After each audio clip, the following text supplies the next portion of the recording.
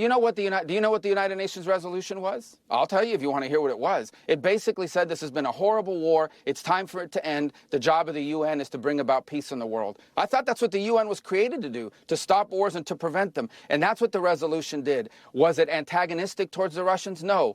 Back to the point. But it also didn't praise the Russians. All it said is, this is a bad war, it needs to end. And by the way, at the Security Council, which has not been widely reported, the first resolution on Ukraine that has passed the Security Council in 3 years, passed this week because of the leadership of President Trump, and it's a resolution that says, bad war needs to end, let's bring the two sides together. That's what the resolution is. Again, what is the United Nations for? Isn't it not a forum to promote peace in the world? And shouldn't our president, shouldn't we all be happy that we have a president who's trying to stop wars and prevent them instead of start them?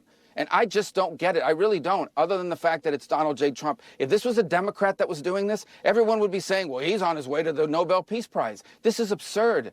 We are trying to end a war. You cannot end a war unless both sides come to the table, starting with the Russians.